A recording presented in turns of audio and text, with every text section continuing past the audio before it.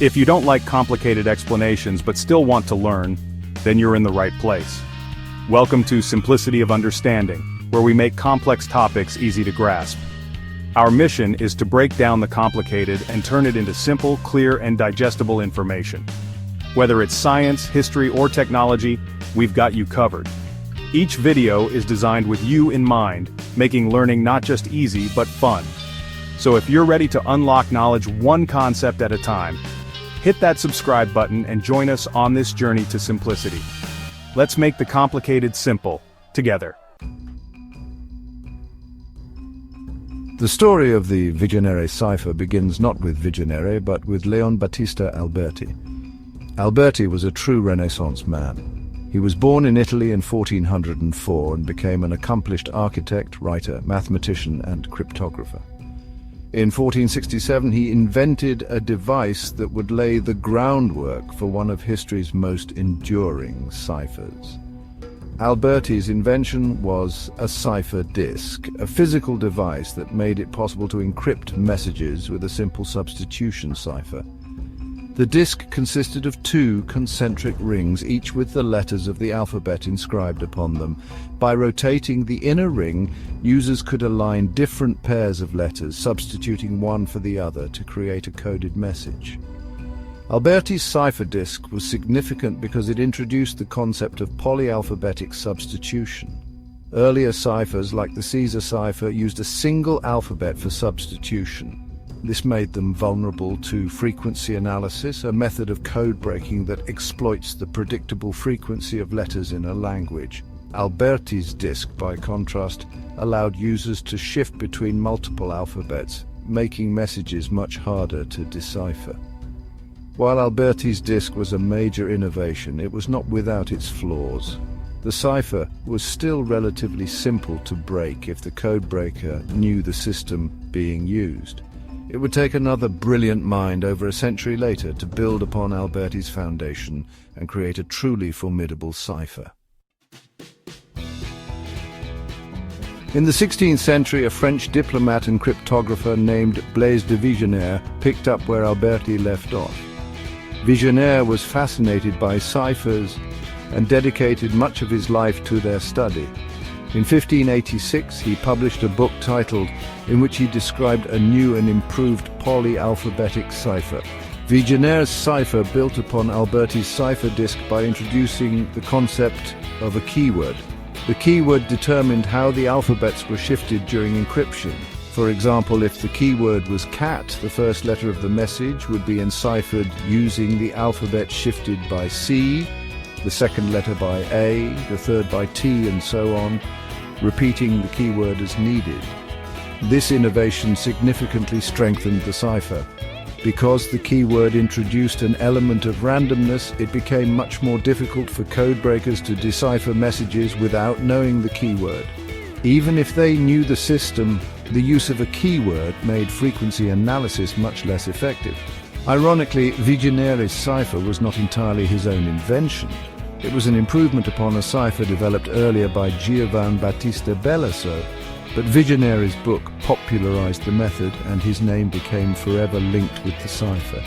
For centuries, the Vigenère cipher was considered unbreakable, earning it the nickname the indecipherable cipher. The Vigenère cipher stood as a formidable challenge for centuries. Its reputation for being unbreakable made it a favorite for military and diplomatic communications. However, even the most complex codes have their weaknesses.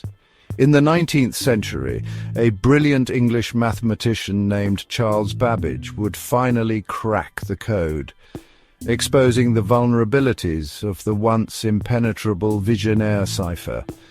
Babbage was captivated by the challenge of cryptography. He was a man of diverse interests, known for his groundbreaking work on mechanical computers, but he also possessed a keen mind for puzzles and codes. His interest in the Vigenère cipher was piqued by a challenge issued by a fellow cryptographer. Determined to prove his prowess, Babbage set out to unravel the secrets of the supposedly unbreakable code. Babbage's breakthrough came when he realized that the Vigenère cipher, while strong, was not entirely random. The use of a keyword introduced patterns that, if identified, could be exploited. Babbage developed a statistical method for analyzing ciphertext, looking for repeating sequences of letters. By calculating the distances between these repetitions, he could deduce the length of the keyword. Once the keyword length was known, the cipher was reduced to a series of simple substitution ciphers, which could be easily solved using frequency analysis. Babbage's method was a triumph of mathematics and logic. He had demonstrated that even the most complex ciphers were not immune to the power of analytical thinking. His work on the Vigenère cipher not only broke a seemingly unbreakable code, but also laid the groundwork for the development of more sophisticated code-breaking techniques in the future. Section 4. Babbage's computing machines. Charles Babbage's legacy extends far beyond his success in breaking the Vigenère cipher. He is often hailed as the father of the computer for his pioneering work on mechanical computing machines. Babbage's fascination with machines and automation led him to envision a world where complex calculations could be performed with speed and accuracy, free from human error. Babbage's first major invention was the difference engine.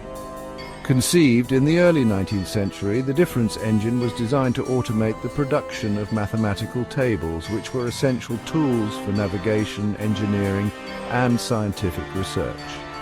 At the time, these tables were calculated by hand, a laborious and error-prone process. Babbage's difference engine, powered by steam, promised to revolutionize this process. While the difference engine was a groundbreaking concept, it was a massive undertaking. The complexity of the design and the limitations of manufacturing technology at the time proved to be significant obstacles. Despite years of work and significant financial investment, Babbage was unable to complete a full-scale working model of the difference engine during his lifetime. Undeterred, Babbage moved on to an even more ambitious project, the analytical engine. Conceived as a general-purpose computing machine, the analytical engine incorporated many of the key features of modern computers, including a central processing unit, memory and input-output devices. The analytical engine was programmed using punched cards, inspired by the jacquard loom, which used punch cards to control the weaving of patterns in textiles. Section 5. The legacy of the Vigenère cipher. The Vigenère cipher, though eventually broken, played a crucial role in the history of cryptography. Its perceived invulnerability for several centuries led to its widespread adoption and spurred further advancements in the field. The cipher's eventual downfall at the hands of Charles Babbage highlighted the importance of rigorous mathematical analysis in code breaking. Babbage's work on the cipher, along with his groundbreaking work on mechanical computing machines, laid the foundation for the development of modern computers. His vision of automated computation, with its potential to revolutionize fields from science and engineering to commerce and communication, would eventually be realized in the 20th century with the advent of electronic computers. It is important to note the contributions of Ada Lovelace, a brilliant mathematician who collaborated with Babbage on the analytical engine. Lovelace is considered by many to be the first computer programmer, having written algorithms intended to be processed by Babbage's machine. Her work on the analytical engine demonstrated the vast potential of computers beyond mere calculation, envisioning their use for creative and scientific endeavors. The story of the Vigenère cipher, from its invention to its eventual breaking, and the subsequent development of computing machines, illustrates the interconnectedness of seemingly disparate fields. It highlights the power of human ingenuity, both in creating seemingly unbreakable codes and in devising ingenious methods to break them. This ongoing cycle of innovation and counter-innovation continues to shape the world of cryptography and computing, driving progress and pushing the boundaries of what is possible.